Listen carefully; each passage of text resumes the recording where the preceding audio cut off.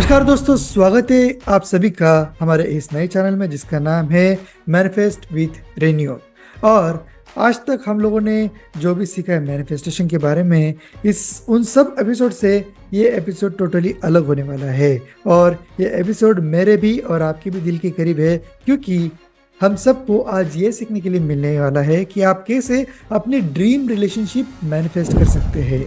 अगर आप सिंगल है तो आप कैसे एक ड्रीम पार्टनर को ढूंढ सकते हैं, और अगर आप ऑलरेडी रिलेशनशिप में हैं और रिलेशनशिप में कुछ खटास है तो आप कैसे आइडियल रिलेशनशिप मैनिफेस्ट कर सकते हैं। सब कुछ सीखने के लिए मिलने वाला है हमें हमारे अपनी मैनिफेस्ट गुरु से, जिनका नाम है renew.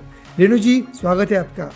Thank you so much Tejasvi, thank you. Renu ji, आज का एपिसोड बहुत ही स्पेशल होने वाला है और हर एक के दिल के करीब होने वाला है। तो सबसे पहले तो मैं आपसे ये पूछना चाहता हूँ कि क्या सच में हम अपनी ड्रीम रिलेशनशिप मैनिफेस्ट कर सकते हैं?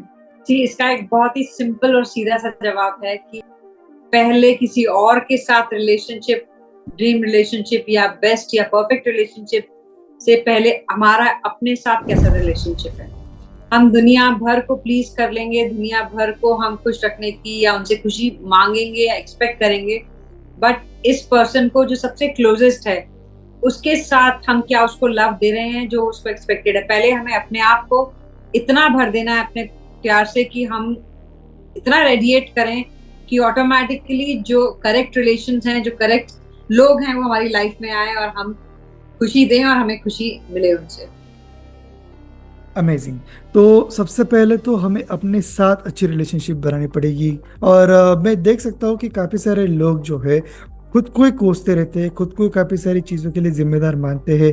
ये एक तरीके से सही भी बात होगी, लेकिन अगर आप अपने आप से प्यार नहीं करते तो लोगों से क्या प्यार करोगे? सही बात है। तो रेणु जी, सबसे पहले तो आप मुझे इसके बारे में गाइडेंस कीजिए कि हम लोग सेल्फ लव की जो फीलिंग है उसे कैसे क्रिएट कर सकते हैं, क्योंकि ये फीलिंग अपने आप से तो नहीं आएगी, उसके लिए भी कुछ तो कुछ एक्टिविटी करनी पड़ेगी। Yes. है वैसे ये जो फीलिंग इनबॉर्न है, बट हम लोग उसको साइड करते हैं, अपने आप को पीछे रखते हैं। सबसे फीमेल्स को देख लो तो वो पहले मेल्स को, बच्चों को, सबको अपने लाइफ में आगे रखती हैं। बट इवन मेल्स भी they want to give everything to their family, इतना सैक्रिफाइस करते हैं, मेहनत करते हैं। बट जब आप अपने लिए कुछ चीजें करना शुरू करेंगे, जो चीज आपको अच्छा लगता है, चाहे वो आपका पैशन हो, चाहे आपको फ्रेंड्स के साथ बाहर जाना हो, चाहे शॉपिंग हो, कोई एक चीज आप अपने लिए निकालें टाइम, तो आपको लगेगा कि wow, you are really really productive, you are really really giving in your relationship, क्योंकि आपने अपने लिए वो टाइम एंड स्पेस लिया है।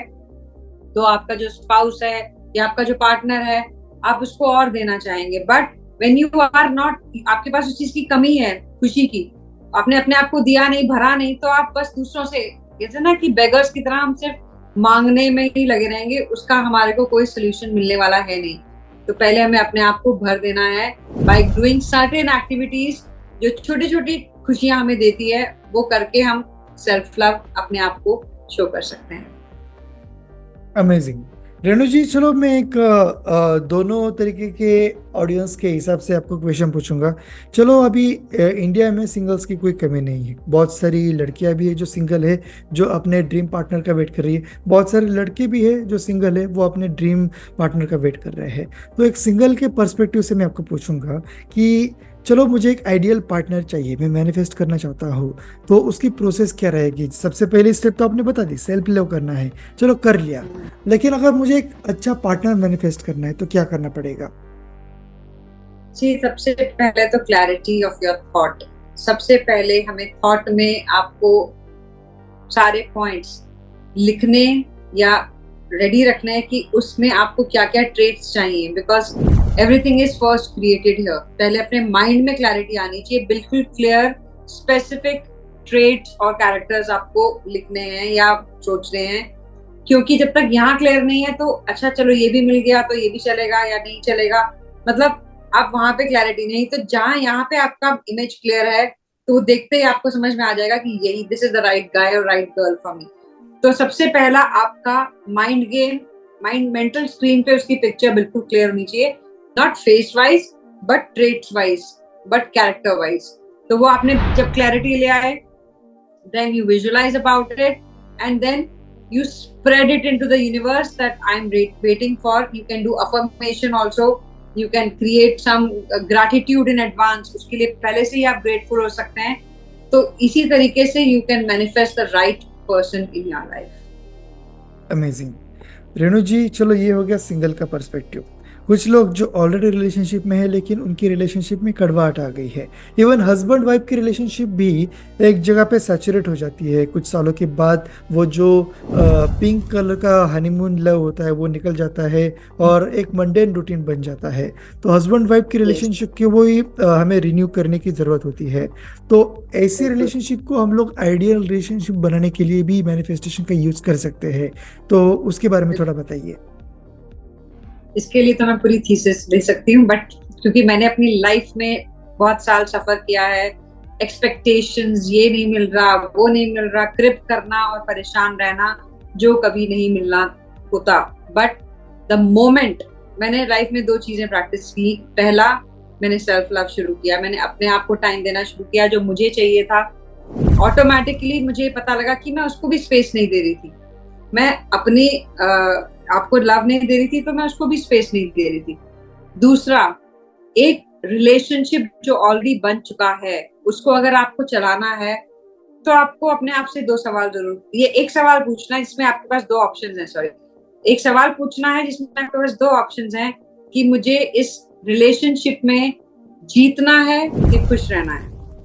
अगर मुझे जीतना है तो वो एक ही चीज मिल सकती है कि हम ईगो में I have to win in this argument, या मेरे को इसमें करना है, मुझे तो खुश रहना है। तो मैं अब हारना भी सीख गई हूँ, उस हारने में ही मेरी जीत है जिसे बाजीगर कहते हैं। तो मैं ये कहना चाहती हूँ कि मैंने हारना शुरू कर दिया और मैं देख रही हूँ कि अब वो मुझे हारने भी नहीं देता।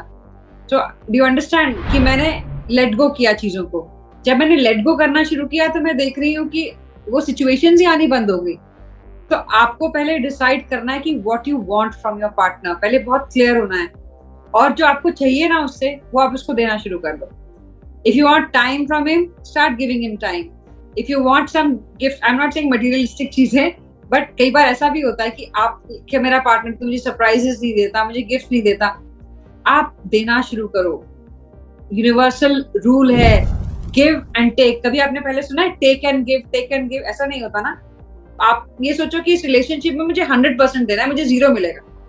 ये आप एक 100-0 का फॉर्मूला दिमाग में सेट कर लो कि मुझे सिर्फ देना ही है, मुझे मिलना नहीं है, मुझे लेना ही नहीं है। और ऐसा सोचो कि मैं बहुत एम्पावर्ड हूँ, मैं तो दे सकती हूँ, मैं तो हमेशा देने के लिए बनी हूँ। तो you have to just think about in that terms. तो आप कभी हारोगे ही नहीं, आप जीतोगे ही। उल्टा आपको इतना मिलेगा कि आप हैरान हो जाओगे ये हो क्या रहा है। प्लस एक बहुत इंपॉर्टेंट टिप है कि पास्ट के गड़े मुर्दे नहीं उखाड़ने हैं। उसने पास्ट में ऐसा किया, वैसा किया, ये उसने तो वैसे भी किया था तो दोबारा वैसे ही करेगा, वो हमेशा वैसे ही करता है। हम लेबल कर देते हैं, उसी को यूनिवर्सल ट्रूथ बना देते हैं। We are here for giving. So what is for giving? For giving love. What is the definition of forgive? For giving love. So I'm here to give, for giving love, so I have to forgive. तो past को वापस लेकर नहीं आना है life में। ये बहुत ही सिंपल सा फॉर्मूला है, मैं अप्लाई कर रही हूँ and I am seeing magical changes in my relationship. Renu ji, आपने बहुत बड़ा सीक्रेट बता दिया है अभी बोलते बोलते कि कैसे आप एक आइडियल रिलेशनशिप मैनिफेस्ट कर सकते हैं। इंडिया में डिवोर्सेस की केसेस बहुत बढ़ रही है, उसके अलग अलग रीजंस हो सकते हैं, लेकिन काफ़ी सारे डिवोर्सेस के रीज़न यही है कि ईगो प्रॉब्लम, ईगो के क्लैशेस हो जाते हैं। और जितने भी केसेस हैं, अगर 10 में से 7 केसेस ईगो के क्लैशेस से हो रहे हैं, और वो अगर आपका ये वीडियो देख ले तो मैं दावे के साथ बोल रहा हूँ 7 में से 6 केसेस तो रिजॉल्व वहीं पे हो जाएंगे। क्योंकि हर एक ईगो के क्लैश में सामने वाला हमेशा जीतने की कोशिश करता है, लेकिन जब उसको ये सवाल पूछा जाए तुम्हें जीतना है या खुश रहना है, तो डेफिनेटली वो एक हैप्पी मैरिड लाइफ चूज करेगा और वहीं पे सारे क्लैशेस खत्म हो जाएंगे। Renu ji, thanks a lot for giving this amazing secret to our audience. अब मैं आपको अगला सवाल इसी से रिलेटेड पूछने वाला हूँ।